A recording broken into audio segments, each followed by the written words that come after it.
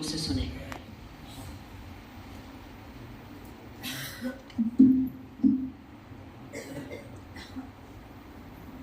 जय श्री कृष्णा। जय श्री कृष्ण।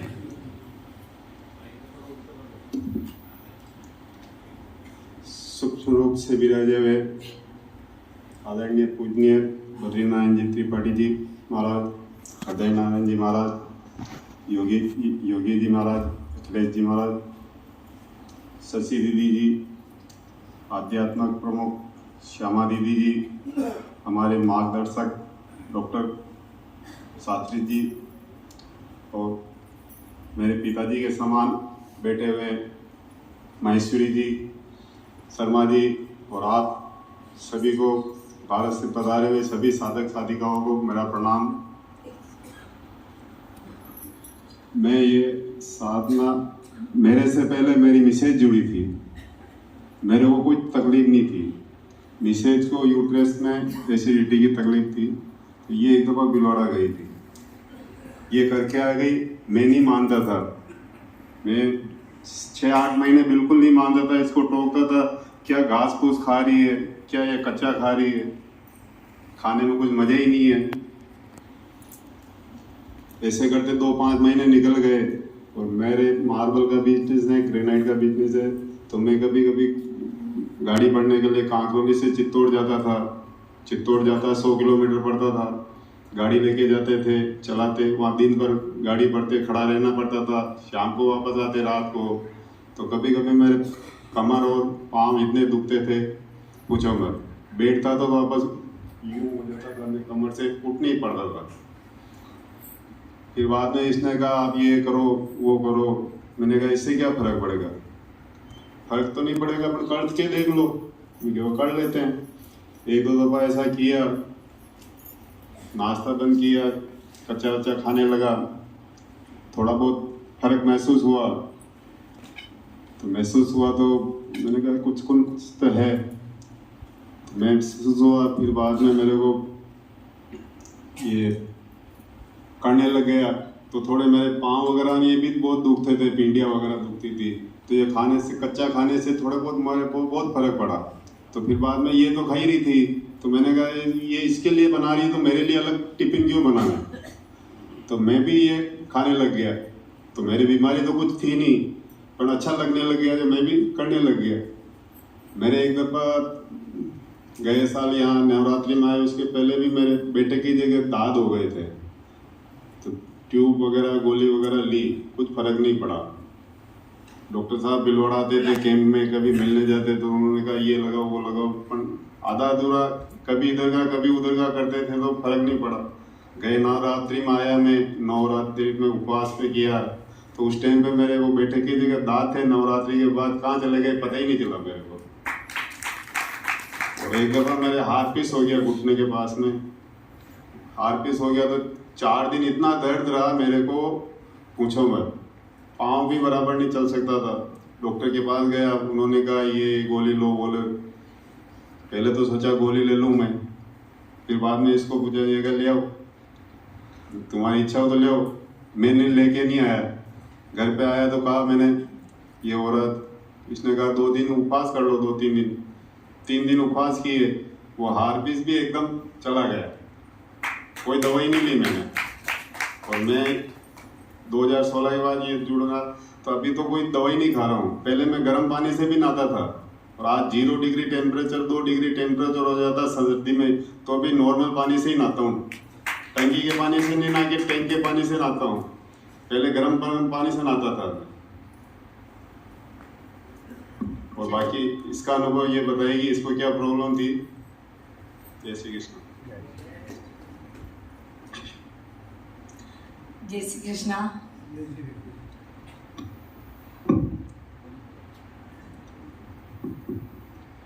मैं कांकरोली से पुष्पा तोतला। पहले ये बताना चाहती हूँ, मैं बहुत बीमार थी, मेरे यूट्रस में गठान थी फाइब्रोड की, और मेरे को एसिडिटी भयंकर बनती थी। फिर मैं एसिडिटी इतनी बनती थी कि मतलब चित्तौड़, कांकरोली, भीलवाड़ा, उदयपुर तो हर एक डॉक्टर के दिखा दिया मेरे को। फिर लास्ट में कुछ भी नहीं हुआ, यूट्रस में बहुत प्रॉब्लम होने लग गई थी, तो फिर मेरे को अहमदाबाद लेके गए थे। अहमदाबाद सारा चेकअप वेकअप हो गया था, मतलब सब तैयारी हो गई थी कि अब ऑपरेशन कराना ही है। तो ऑपरेशन की जैसे तैयारी कर ली इन्होंने, पर अब मेरे दिमाग में ये आया था कि अपन ऐसे दिखाने आए थे, नहीं तो घर पे मम्मी को बोल के ही, नहीं बच्चों को बोल के ही मैं यहाँ ऑपरेशन नहीं करूँगी, मैं जाऊँगी। तो आप देखो कि आदमी को बार बार जाना पड़े तो गुस्सा तो उतना ही आता है। इतना गुस्सा किया वहाँ पे। और मेरे भांजे ने बोला नहीं मौसी आज ऑपरेशन आपको करा के ही, 8 दिन में कोई फ़र्क नहीं पड़ेगा, 8 दिन बाद चले जाना। मैंने कहा नहीं, मैं ऑपरेशन तो नहीं करूँगी। तो नहीं, ऑपरेशन कराना पड़ेगा। डॉक्टर ने कहा आप ऐसे ऑपरेशन नहीं कराओगे तो आपके कैंसर हो जाएगा।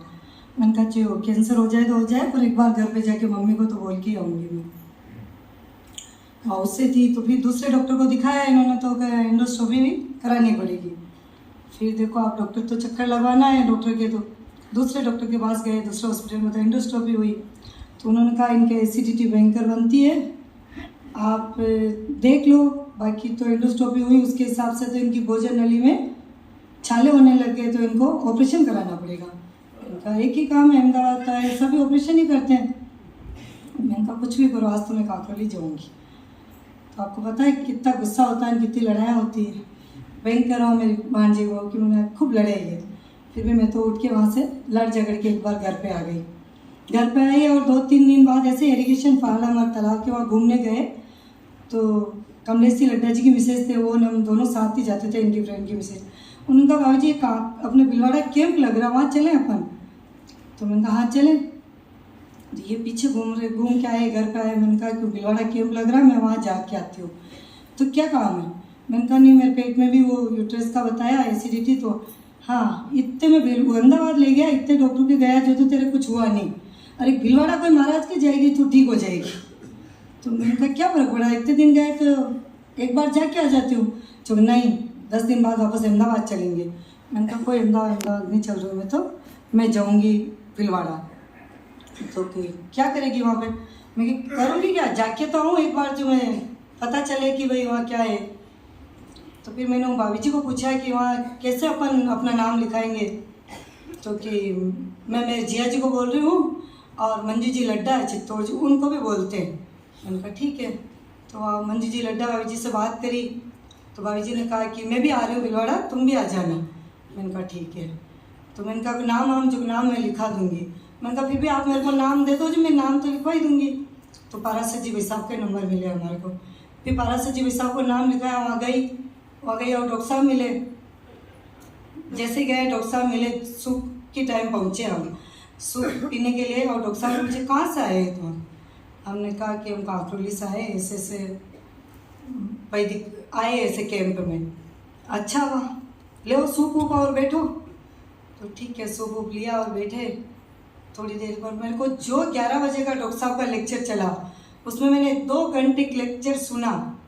आप मानोगे नहीं, मेरे नींद की भी दवाई लेनी पड़ती थी मेरे को हर एसिडिटी की सुबह उठते ही पहले, नींद खुलते ही पहले, मंजन करते ही गोली लेती थी तो मेरे से काम होता था।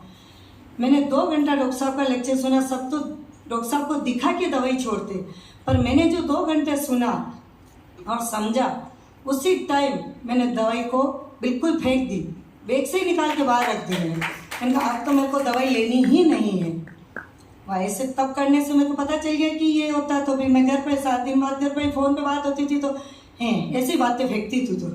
मैंने कहा बातें फेंकती। मैंने कहा ये खाया होगा तो उससे क्या पेट भरता है क्या? मैंने कहा हाँ मैं तो यही खाती हूँ, यहाँ पे जूस खिलाते, कच्चा खिलाते और शाम को खाना देते। ठीक है। फिर मैं ऐसे तो चलती रही।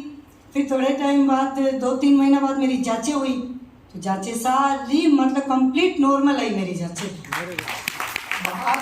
वहाँ पे डॉक्टर साहब ने जरूर मेरे को कहा था, कहाँ काकरोली 1 डे कैंप लगाया था पहले हमने, व्यास जी ने लगवाया था।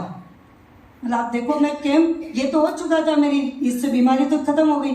अब मेरे मन में ये थी कि कैसे भी करके अपने काकरोली में कैंप लगाना अपने को।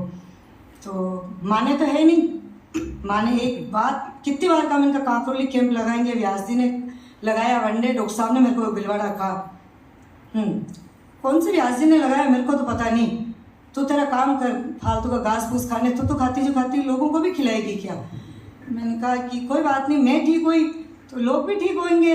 तो कहे नहीं, कोई कैंप वैम्प नहीं लगेगा।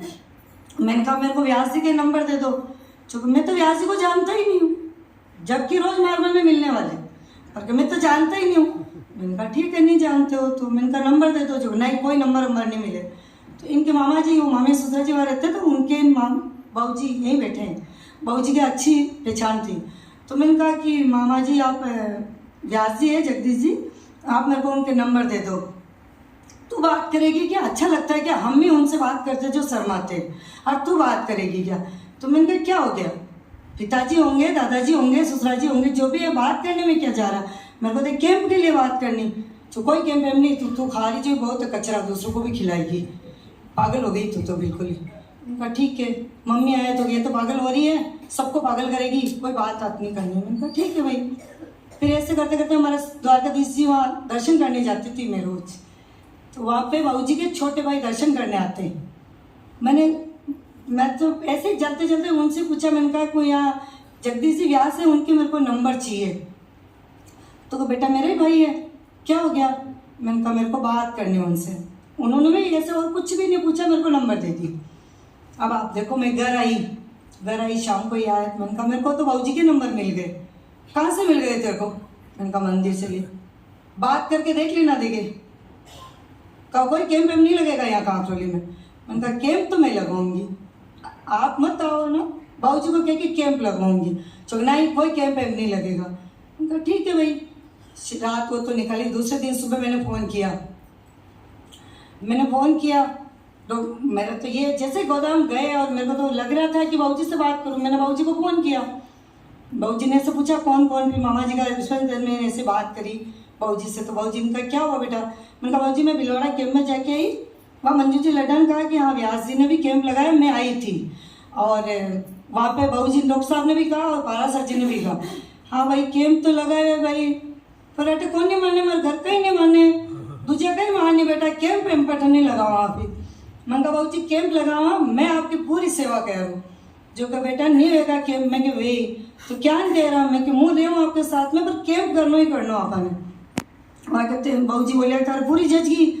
मैंने कहा हाँ हमारा पूरी जज की। ये भाई कौन नहीं रही, मैं कि वे जाए बाबूजी के तो कैसे करा कैंप में, क्यों मैं बाकी तो मैं सारी करा दूंगी आपके काम, पर डॉक्टर साहब से आपको बात करनी पड़ेगी। भाई मैं तो कैसे करूँ, मैं तो एक बार मिली। तो ठीक है मैं बात करता हूँ डॉक्टर साहब से। तो बाबूजी भी मेरी एक ही बार में भगवान के रूप मेरे को देवता मिले कि बाबूजी ने उसी दिन शाम को डॉक्टर साहब का फ़ोन लगाया होगा था। डॉक्टर साहब हो सकता है कैंप में होंगे तो बात नहीं, शाम को डॉक्टर साहब का फ़ोन बाबूजी के पास आ गया। जो बाबूजी ने कहा कि साहब हमारे ऐसे ऐसे कांकरोली में कैंप चाहिए। कृपा हुई भगवान की, जो उसी टाइम कैंप दे दिया और कैंप मिला और बाबूजी का फ़ोन मेरे पास आया। जितने आप गाड़ी लगी थी रात के 10 बजे तक, ये नहीं आए थे। बाबूजी का भैया कैंप मिल गया। जैसे ये आए मैंने इनको कहा कि आज मज़ा आ रहा मेरे को, तो इन्होंने कहा कि आज इतिहास क्यों रही है। मैंने कहा ऐसे ही तो क्यों। मैंने कहा कांकरोली में कैंप लगेगा, लगा के देख लेना कैंप, मैं देखता हूँ कैसे कैंप लगता है। मैंने कहा कैंप मिल गया है, राम जी की कृपा है और कैंप लगेगा। तो नहीं लगेगा कैंप। मैंने कहा लग के रहेगा कैंप, अब आपकी कोई ताकत नहीं कैंप रोक सकती। तो ताकत बताता हूँ मैं कर लूँगा बाबूजी से बात। मैंने कहा कर लेना।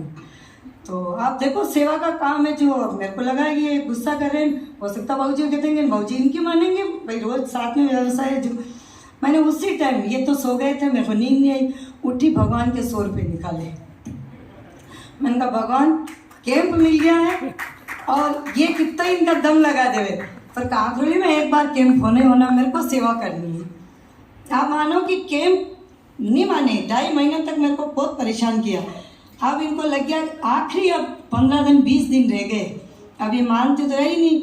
मैं आप मानो बाबूजी से लेके नाम लिखने लगी। आप सोचो फर्स्ट कैंप में 85 घरों में मैं जाके, मतलब कैंप से पहले रजिस्ट्रेशन करके लेके आ गई। मैं सबसे फीस लेके आ गई, सबके नाम लिख के ले जाती थी स्कूटी। और ये कहते थे एक ही काम बाकी रहा, घर घर में ये नूता दे रही घास फूस खाने का, मतलब इनके एक ही काम था, लड़ना सोए और के काम ही नहीं था। फिर बाबूजी को मैंने कहा बाबूजी मैं 85 लोगों के तो पैसे ले, ये भाई अच्छे नहीं लगे, ऐसा तो जान मारो ही नाम ले। तो मैंने कहा बाबूजी सब अच्छे लगे। डॉक्टर साहब कहे कि जब तक आदमी अपनी फीस नहीं देगा तो उनको फ़ायदा नहीं मिलेगा। तो मैं तो जाके आगे मैंने यही सुना, ठीक है अब 15-20 दिन रह गए, आप कैंप की तैयारी करनी है। माने नहीं, मैंने बाबूजी को कहा बाबूजी मेरी तो मान नहीं रहे, तो कहा भाई मैं बात कर लूँगा। फिर वहाँ इनके कैंप की बात हुई करी, फिर कैसे भगवान ने इनको भी मना दिया, सारी तैयारी कर ली कैंप की। अब मज़े की बात ये कैंप लगा, मंजू भाई जी और संबत जी साहब भी आए, पारा सर जी सब जने आए थे वहाँ कैंप में। फिर ये बाहर बैठते थे तो मैं संबत जी साहब कहते थे, मैं क्या भाई साहब इनको बोलो ये भी थोड़ी देर अंदर बैठे सुनेंगे। मैं जाके बोलती थी, मैंने कहा आप आओ ना डॉक्टर साहब का सुन लो।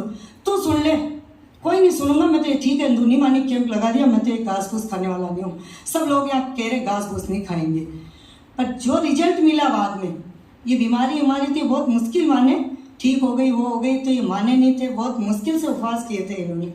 और हर्पिस हुआ तो डॉक्टर को दिखाए, दवाएं ले, सब कुछ कर लिया था इन्होंने, बहुत मुश्किल, बहुत परेशान किया, पर बहुत बड़ी मुश्किल से कैंप लिया, उससे इतने लोगों को फ़ायदा हुआ। आज सब जने आगे होके कहते हैं कि पहले अपना कैंप लेना, पहले अभी कैंप लगा उसके उसी टाइम कह दिया कि अपने तो उपवास कैंप भी लेना। अभी डॉक्टर साहब ने हमारे को जुलाई में उपवास कैंप दे दिया, अगली जुलाई में वापस 7 डेज दे दिया। तो आप ये देखो कि इतनी सेवा का इतना अच्छा काम है। यही मेरा कहना है कि मानस योग साधना सभी के दिल में आवे और भगवान सभी का आनंद करे। जय श्री कृष्ण।